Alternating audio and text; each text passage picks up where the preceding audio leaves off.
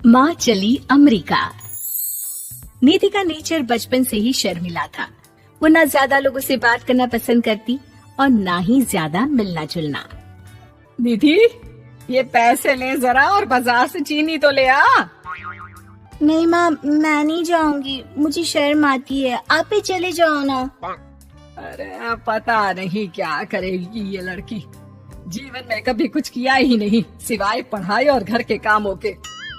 इसकी शादी भी आसपास ही कहीं करवा दो, दूर जाकर इसका गुजारा कैसे होगा। निधि सुनती सबकी, समझती भी, लेकिन चुप करके रह जाती। एक दिन पिता के दोस्त अपने परिवार के साथ निधि के घर खाने पर आते हैं। उनकी बेटी बहुत ही स्मार्ट होती है। निधि बेटा, वीणा के साथ बात करो, देखो अंकल की बेटी भी आई है उनके साथ। निधि वीणा के साथ वहीं बैठ जाती है। चलो ना अंदर चलते हैं, यहाँ कहाँ बड़े लोगों के बीच बैठे। निधि माँ की तरफ देखती है और अंदर चली जाती है। वैसे मैंने ना अपना चैनल खोला है, तुम सब्सक्राइब करना उसमें। मैं ना ब्यूटी और फैशन की बात करती हूँ, ये देखो। ओह, इतने सारे लोगों के सामने तुम कैसे इतना बोल लेती हो? मुझे तो बहुत शर्म आती है। अरे शर्म कैसी?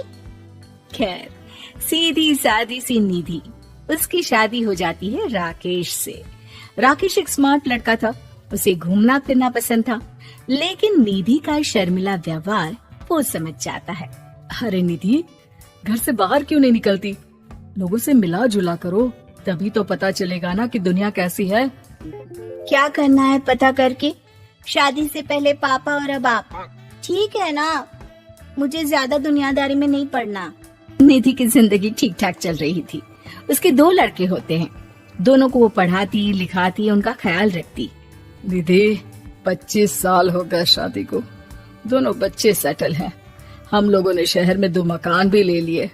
दोनों की शादी खुद का पता ही नहीं चला कैसे उड़ गया। हाँ, ये तो है। मैं खुश हूँ, जिम्मेदारियाँ आती रही, मैं निभाती रही, और क्या चाहिए। देखो, मैंने सोचा है कि अब हम लोग अमेरिका जाकर रहेंगे।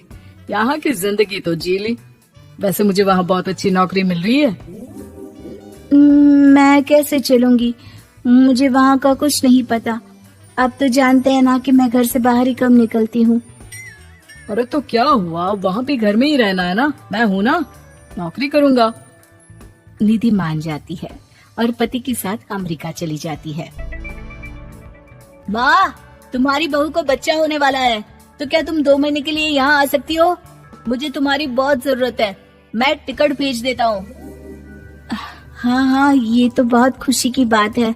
मेरा भी मन सबसे मिलने का कर रहा था, पर क्या माँ पर? अब मैं आऊंगी कैसे? पापा से बात करती हूँ। देखो माँ, प्लीज बहाना मत बनाना, तुम जानती हो ना इस वक्त में मैं किसी पर भरोसा नहीं कर सकता हूँ। निधि पति को सारी बात बताती है।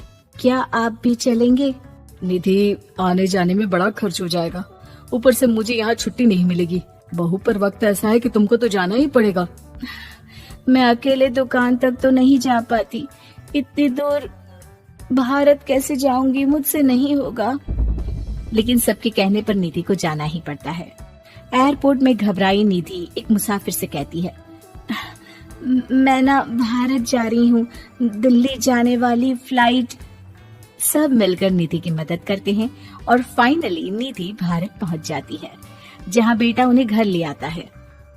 वाह माँ जी, यहाँ तो मैं भोपाल तक नहीं जा पाती, आप अमेरिका से आ गई। भाई, चालाकी तो औरतों में होनी ही चाहिए, यहाँ हम बुद्धू के बुद्धू रह गए। निधि इतनी दूर और लंबा सफर करके थक जाती है, वो चुपचाप बैठ जाती है। बैठना नहीं है माँ जी, बच्चा पकड़ना है, ये लीजिए। और हाँ, घर का काम तो मैं करूँगी नहीं, जानती है ना शरीर कच्चा सा है, तो मुन्ने को सुलाकर कुछ बना लीजिएगा। निधि को बहू का व्यवहार बहुत बुरा लगता है। जैसी भी थी, पिता और पति की हमेशा लाडली रही थी निधि। निधि बेटे की तरफ देखती है। माँ, वो काम वाली कोई मिल नहीं रही है ना, मैं देखने की कोशिश तो कर रहा हूँ, जैसे ही मिल जाएगी वो संभालेगी सारा काम। अरे कैसी बात कर रहे हो? जब पहले मैंने कहा था कि अमेरिका से इनके टिकट में जो पैसा खर्च कर रहे हो उतने में नौकरानी रख लो, तो नहीं, मेरी बात पर विश्वास नहीं था। कि ना ना कोई मेरे बच्चे को अच्छे से नहीं संभालेगा। अब इनका भी खर्चा और नौकरानी का भी खर्चा। अरे ना जी ना, मैं नहीं संभाल सकती। निधि जैसे तैसे 2 महीने रहकर वापस अमेरिका चली जाती है, लेकिन वहां जाते ही जैसे राकेश उसे देखता है उसके गले लग जाता है। ये क्या हालत बना रखी है निधि, कैसी लग रही हो? खाना नहीं खाती थी क्या? क्या हो गया? निधि पति से कुछ नहीं कहती, बस रोती ही चली जाती है। मैं नहीं चाहूंगी कभी भी भारत, आप मुझे हमेशा यहीं रखना अपने पास। राकेश बेटे को फोन करता है। तुम्हारी माँ की जो दुर्दशा करके तुमने भेजा है ना, मुझे पता होता तो मैं अपनी बीवी को कभी तुम्हारे पास नहीं भेजता। पापा, आप तो रीना का नेचर जानते हैं ना, माँ पर हावी रहती थी। अब मैं तो ऑफिस चला जाता था, वो माँ पर जुल्म करती है और माँ भी इतनी सीधी है कि चुपचाप सहती रही।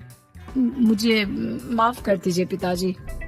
खैर, राकेश कहता भी क्या, प्यार दुलार के साथ अपनी निधि को संभालने में लग जाता है। लेकिन कहते ना, वक्त हमेशा एक सा नहीं रहता। अमेरिका में ही राकेश की मृत्यु हो जाती है और निधि अकेली रह जाती है। बड़ा बेटा कहता है, माँ भारत चलो ना, हम लोग साथ रहेंगे। निधि को जैसे ही वो सब सीन्स याद आते हैं वो परेशान हो जाती है। समझ में नहीं आता कि पति के बिना अब जीवन कैसे चलाएगी। मैंने सारा जीवन घर का काम किया, घर देखा और जिंदगी चलाई, लेकिन जिस घर में रही सबने प्यार दिया, मैं वहां नहीं जाना चाहती। तभी राकेश जिस कंपनी में काम करता था उसका मालिक निधि के घर आता है। वो भी भारतीय ही होता है। दीदी, राकेश ने आपके बारे में बताया था। जब से आप भारत से लौटी थी उसे आपकी बहुत चिंता रहती थी, इसलिए उसने मुझसे कहा था कि कभी अगर वो ना रहे तो मैं आपको ये पैसे दे दूं। और हाँ, हम लोगों की कंपनी में आपके लिए नौकरी भी है। निधि पति के पैसे देखकर मन में तसल्ली करती है और नौकरी के लिए हाँ कर देती है। अरे पागल है क्या माँ, कैसे नौकरी करोगी? ये अमेरिका है, दिल्ली नहीं। वहाँ तो तुम घर से निकल भी नहीं पाती थी, यहाँ कैसे? मेरे पति, मेरे पिता मुझे खुश देखना चाहते थे।